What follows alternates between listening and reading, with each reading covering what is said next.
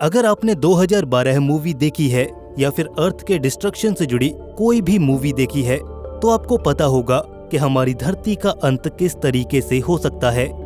बेशक हर मूवी में हम इंसान उस आपदा को रोकने की कोशिश करते हैं और शायद कुछ लोग मूवी के एंड में बच भी जाते हैं। ऐसी बहुत सी न्यूज आती रहती हैं और इवन बहुत सी यूट्यूब वीडियोस आपको मिल जाएंगी जहां पर ये बताया जाता है कि कौन से तरीके हैं जिनसे हमारी धरती खत्म हो सकती है, जैसे निबिरू और प्लेनेट एक्स की वजह से, मायन कैलेंडर और ऐसी ही कई प्राचीन भविष्यवाणियां, the great flood, unstoppable fire, धार्मिक प्रोफेसीज, वॉल्केनोज, सुनामीज और स्पेस से आने वाली आपदाएं। इनमें से कुछ क्लेम्स वैज्ञानिक आधार पर दिए जाते हैं तो कुछ पूरी तरह से अलग होते हैं जिन्हें ना तो वेरीफाई किया जा सकता है और न ही पहले से प्रिडिक्ट किया जा सकता है। आज के आधुनिक युग में हम भ्रम में नहीं जी सकते। मनोरंजन के लिए निबिरू और प्लेनेट एक्स की कल्पना तो कर ही सकते हैं, जहां आज हम ये जानते हैं कि एस्टेरॉयड के धरती से टकराने की घटनाओं को हम संभावनाओं के आधार पर ही देखते हैं। तो चलिए आज हम संभावनाओं पर विचार नहीं करेंगे और कुछ ऐसा देखेंगे जिसे होने से कोई नहीं रोक सकता। और क्या होगा इंसानियत और इस पृथ्वी का आखिरी अंजाम, द एक्सटिंक्शन ऑफ ह्यूमैनिटी। जी हाँ, ये कोई प्रोफेसी नहीं है, ये एक इनएविटेबल इवेंट है जिसे टाला नहीं जा सकता। हम ये जानते हैं कि आज हम इंसान इस धरती पर करीब 7.8 अरब की तादाद में हैं, लेकिन हमेशा से ऐसा नहीं था। हमारा इतिहास ज्यादा पुराना नहीं है। आधुनिक मनुष्यों को इस धरती पर आए 3 से 4 लाख साल ही हुए हैं, लेकिन द ग्रेट एप्स यहाँ पर कुछ मिलियन साल पहले हुआ करते थे और उससे भी पहले कुछ स्पीसीज थीं जिनमें एवोल्यूशन हुआ तो वो ग्रेट एप्स बन गए। एवोल्यूशन का ये टाइमलाइन हिस्ट्री में 50 से 60 मिलियन साल पीछे जा सकता है, लेकिन समय में पीछे जाकर हम शायद ये देखकर चौंक जाएं कि इंसान कुछ ऐसे जीवों से धीरे धीरे इवॉल्व हुआ। दोस्तों, वीडियो में आगे बढ़ने से पहले मैं आपको एक फन गेम के बारे में बताना चाहता हूँ जिसे खेल के आप घर बैठे ढेर सारे पैसे अर्न कर सकते हैं। इस गेम का नाम है एविएटर, जो कि 4a-bet की मोस्ट पॉपुलर गेम है।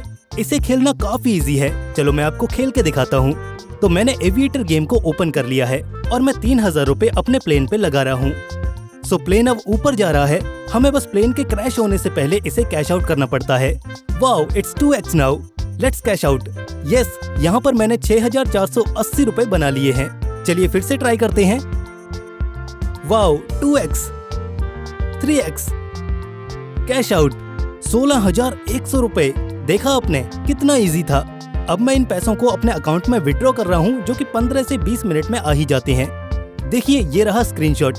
यहाँ पर आप कोई भी अमाउंट डिपॉजिट कर सकते हैं, फोन पे, पेटीएम, जीपे से। जितना बड़ा डिपॉजिट उतना बड़ा वेलकम बोनस। डिस्क्रिप्शन और पिन कमेंट में लिंक दिया गया है, अभी जाके रजिस्टर करें। दोस्तों, अभी जाके रजिस्टर करें और पाएं 200% का welcome bonus up to 30,000 rupees. Thank you and good luck. बेशक यहाँ पर हमें पता चलता है कि एवोल्यूशन एक बहुत धीमी प्रक्रिया है, जहाँ पर हम एक सिंगल ह्यूमन टाइम स्केल पर कुछ खास महसूस नहीं कर पाएंगे, लेकिन लाखों सालों के एक बड़े टाइम स्केल पर एवोल्यूशन इनएविटेबल है। एवोल्यूशन रुक नहीं सकता। जैसे जैसे over the period of time हमारी धरती पर कंडीशंस चेंज होती गईं, यहाँ पर रहने वाली स्पीशीज पर जिंदा रहने का प्रेशर भी उसी तरह से बदलता रहा। जो उस प्रेशर को झेलता गया वो आगे बढ़ता गया, और जो नहीं झेल पाया उसने मौका दिया दूसरी स्पीशीज को आगे बढ़ने का। और इसी बीच जीवों में कुछ रैंडम जेनेटिक म्यूटेशंस भी होती गईं। कुछ म्यूटेशंस ने जीवों को उस बदलते परिवेश में ढलने में सहायता की, और जीन्स ने वो खूबियां आगे की पीढ़ियों में पास ऑन कर दी, और इस तरह से हम आज की दुनिया देख पाए। म्यूटेशंस आज भी हो रहे हैं और होते रहेंगे। अनेकों खतरनाक बीमारियां जेनेटिक म्यूटेशंस की वजह से ही होती हैं, और कई बार ये चीजें हमारे लिए वरदान भी साबित हो जाती हैं। लेकिन अगर बात करें आज से लाखों साल आगे की, बेशक हम इंसान यहाँ धरती पर तो होंगे ही, लेकिन एवोल्यूशन को कोई रोक नहीं पाया होगा। हम बात कर रहे हैं लाखों साल आगे के भविष्य की। वहां पर मनुष्य तो होंगे ही, लेकिन शायद सब इंसान नहीं होंगे। शायद कोई और ही स्पीसीज इस धरती पर राज कर रही होंगी, और ज्यादा चांसेस हैं कि वो हम इंसानों का ही एडवांस्ड वर्जन हो। लेकिन उस समय पर भी इंसान और वो स्पीशीज नेचर का अल्टीमेट प्रेशर फेस कर रहे होंगे। ग्रह के बदलते क्लाइमेट और लिमिटेड रिसोर्सेज की वजह से, दूसरी स्पीशीज और इंसानों की वजह से, विश्व युद्ध, न्यूक्लियर, केमिकल और बायोलॉजिकल हथियारों की वजह से, नई बीमारियों और कुदरती आपदाओं की वजह से उन पर भी जिंदा रहने का प्रेशर बनेगा। म्यूटेशंस होते रहेंगे और इवेंचुअली किसी न किसी वजह से अंत आ ही जाएगा। किसी आपदा से कितने लोग बचे रहेंगे इस बात का कोई मतलब ही नहीं रह जाएगा। इंसान इस दुनिया से खत्म हो जाएंगे। जियोलॉजिकल और एस्ट्रोनॉमिकल टाइम स्केल पर आज नहीं तो कल इंसानी अस्तित्व खत्म होगा और वो हमारे लिए इस दुनिया के खत्म होने का पहला कदम होगा, जिसकी शुरुआत खुद हमारे खत्म होने से होगी। इसके अलावा जो इंसान दूसरे ग्रहों पर रह रहे होंगे या धरती से माइग्रेट कर चुके होंगे, वो शायद इस धरती पर कभी वापस आना नहीं चाहेंगे, क्योंकि जो आगे होने वाला है वो और भी भयानक होगा। The boiling of earth's oceans. वैसे धरती को छोड़कर जो इंसान कहीं और चले गए होंगे, क्या एवोल्यूशन वहां पर उनका पीछा छोड़ देगा? ये सवाल आपके लिए है। खैर, धरती पर अगर वापस आए आज के समय में, तो ये हमें खुशकिस्मती लगती है कि हमारा ग्रह, हमारी धरती ठीक उसी साइज और मास की है जहां एटमॉस्फेयर हो सकता है, सूर्य से एकदम सही दूरी पर है। ऐसे पैरामीटर्स के ढेरों कॉम्बिनेशंस को मिलाकर हमारा ग्रह बनता है, जहां हमें जमीन पर बहता हुआ पानी जिंदगी के पनपने का जरिया बन जाता है। और अगर इन प्रॉपर्टीज में से किसी एक में भी हल्का सा बदलाव आता है, तो यहाँ पर लाइफ की सारी इक्वेशंस पूरी तरह से बदल जाएंगी।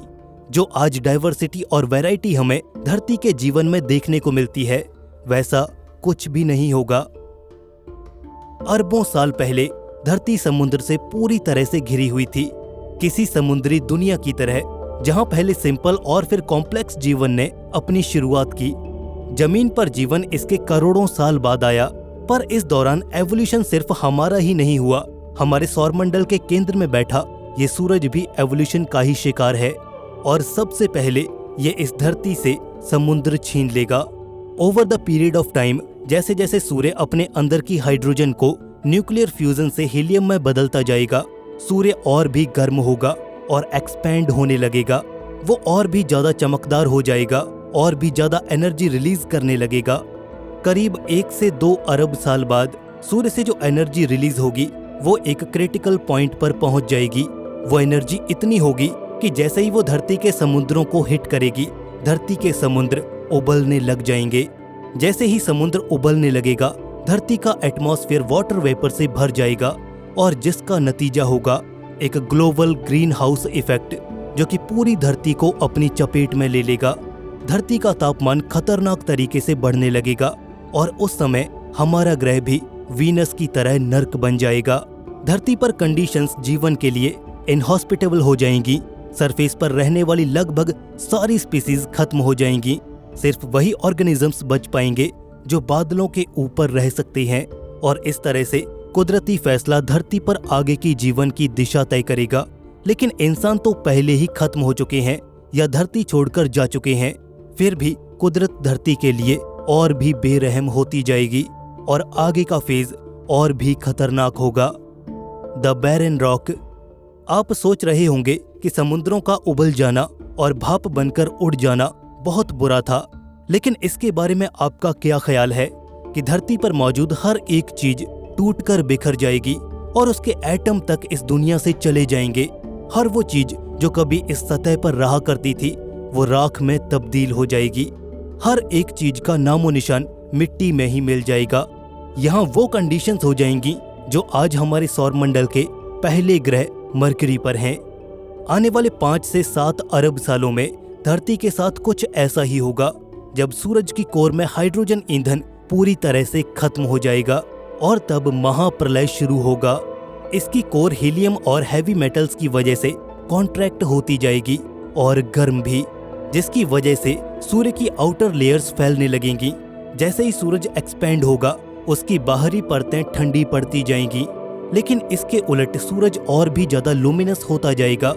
जैसे जैसे इसकी कोर और ज्यादा गर्म और कॉन्ट्रैक्ट होती जाएगी, वहां पर हीलियम फ्यूजन की शुरुआत हो जाएगी, और हमारा सूरज एक मेन सीक्वेंस स्टार से एक सब जाइंट में बदल जाएगा। और फिर सब जाइंट से full fledged helium burning red giant में, और हमारी धरती भी फिर अपनी एग्जिस्टेंस के प्रेशर को फील करेगी, लेकिन वो इतना प्रेशर विदस्टैंड नहीं कर पाएगी। हमारा सूरज आज के मुकाबले करीब 100 गुना ज्यादा बड़ा हो जाएगा और इसकी चमक आज से हजारों गुना तक बढ़ जाएगी। धरती पूरी तरह से उजड़ जाएगी और ये अपने ऑर्बिट से धीरे धीरे पीछे हटने लगेगी।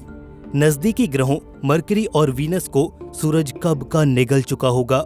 हालांकि हीलियम बर्निंग का ये जो फेज होगा वो बहुत लंबा चलेगा, लाखों करोड़ों से लेकर अरबों साल तक, और आखिरकार सूर्य से हीलियम भी खत्म हो जाएगी। और जब ऐसा होगा इसकी कोर और कॉन्ट्रैक्ट और गर्म हो जाएगी और फिर कोई एडिशनल फ्यूजन रिएक्शंस नहीं होंगी। सूरज जल्द ही मर जाएगा। एक बड़े धमाके के साथ इसकी कोर एक व्हाइट ड्वार्फ में बदल जाएगी और इसकी परतें और ऊपरी सतह धमाके के साथ स्पेस में उड़ जाएगी, जिससे एक प्लेनेटरी नेबुला बनेगा। अगर इस फेज के दौरान उस रेड जाइंट ने धरती को नहीं निगला, फिर भी धरती के बचने के कोई आसार नहीं होंगे, और अगर निगल लिया तो कहानी वहीं पर खत्म हो जाएगी, और अगर नहीं तो ये एक कब्रिस्तान बन चुके सौरमंडल में लगातार घूमती रहेगी और एक बुझे हुए छोटे से तारे का चक्कर लगाती रहेगी। लेकिन फिर भी ये कहानी का अंत नहीं है। स्वैलोड और रिजेक्टेड।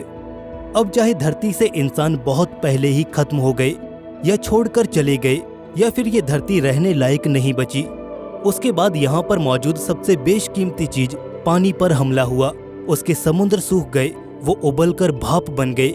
इसके बाद सब कुछ राख में बदल गया और फाइनली धरती अरबों साल तक कब्रिस्तान बने इस सौरमंडल में घूमती रहेगी। कॉस्मिक रेज क्वाड्रिलियंस ऑफ ईयर्स तक धरती पर बरसती रहेंगी, लेकिन हमारी धरती उस समय भी किसी लाश की तरह एग्जिस्ट करती रहेगी। इस अंधकार से भरे अंतरिक्ष में ठंडे पड़ चुके तारे के इर्द गिर्द ये मंजर तब तक चलता रहेगा जब तक कि कोलिजन, कोई ऑब्जेक्ट हमारी धरती से टकराकर इसे खत्म न कर दे या फिर अपने आप में समाकर इसका अस्तित्व न मिटा दे। ये ब्रह्मांड वाकई एक भयानक जगह है जहाँ पर वायलेंट चीजें होती रहती हैं, और शायद यही ब्रह्मांड का नियम है, इजेक्शन। कोई ऑब्जेक्ट हमारी धरती के पास से होकर गुजरेगा और धरती को ग्रेविटेशनली इस सौरमंडल से बाहर निकालकर फेंक देगा, और धरती किसी बेकाबू ग्रह की तरह इस अनंत ब्रह्मांड में अनंत काल तक ऐसे ही भटकती रहेगी। Slow death. धरती इसी सौरमंडल में बनी रहेगी जहां ना तो सूरज का प्रकाश होगा और न ही गर्मी। ये उस ड्वार्फ स्टार को अनगिनत बार ऑर्बिट करेगी और अंत में अरबों खरबों साल बाद उसी में समा जाएगी, और धरती की कहानी कुछ इस तरह खत्म होगी। ये दुनिया लाजमी तौर पर एक दिन खत्म होगी जहां हम रहते हैं, जिसे हम धरती कहते हैं। अगर क्रिएशन एक फैक्ट है तो डिस्ट्रक्शन एक अल्टीमेट फैक्ट है, और यहाँ पर हम कोई स्पेकुलेशन नहीं कर रहे, आंख बंद करके कोई तुक्का नहीं लगा रहे, बल्कि हमारी आज तक की विज्ञान की समझ और साइंटिफिक अचीवमेंट से निकाला गया एक नतीजा है। एस्ट्रोनॉमिकल स्केल पर धरती का फ्यूचर हम जानते हैं, लेकिन जो निकट भविष्य है वो हमारे हाथों में है, हमारे दायरे में है। वो हमारी चॉइस है कि एज अ स्पीसीज हम क्या कर रहे हैं, हम क्या बन रहे हैं और हमें क्या करना चाहिए। विज्ञान हमें भविष्य भी दिखा सकता है, लेकिन उस भविष्य को कैसे सुरक्षित करना है, कैसे जीना है आजादी और आत्मसम्मान के साथ, वो हमें तय करना होगा, ताकि हम इस ब्रह्मांड में एक अच्छा और बेहतर और एक लंबे समय तक एज अ ह्यूमन अपने आप को रिप्रेजेंट कर पाएं। बाकी दोस्तों, आपका क्या कहना है इसके बारे में हमें कमेंट सेक्शन में जरूर बताएं। अगर आपको ये वीडियो पसंद आया तो इसे लाइक और दोस्तों में शेयर जरूर करें। ऐसे ही और इन्फॉर्मेटिव वीडियोस के लिए हमारे चैनल को सब्सक्राइब करके बेल नोटिफिकेशन इनेबल जरूर कर लें। और दोस्तों, साथ ही पिन कमेंट और डिस्क्रिप्शन बॉक्स चेक करना ना भूलिएगा। ऐप डाउनलोड कीजिए और पैसे कमाइए। दोस्तों, जल्द मिलेंगे ऐसे ही एक और नई इन्फॉर्मेटिव वीडियो के साथ। तब तक के लिए स्टे क्यूरियस, बी हैप्पी, नमस्कार। Now Kohli is on a strike. देखना, अभी कोहली 6 मारेगा। अच्छा, we'll see. And it's a six. Kohli stands his ground. Yes, I told you. हाँ तो अरे हाँ तो मैं अपनी बेट जीत गई हूँ 4 मिनट पे। And you know what, IPL के एंड तक मैं BMW, आईफोन्स और लैपटॉप और बहुत सारे प्राइजेस जीत सकती हूँ। If you're a true cricket fan, then sign up on Forabet and place your bet now.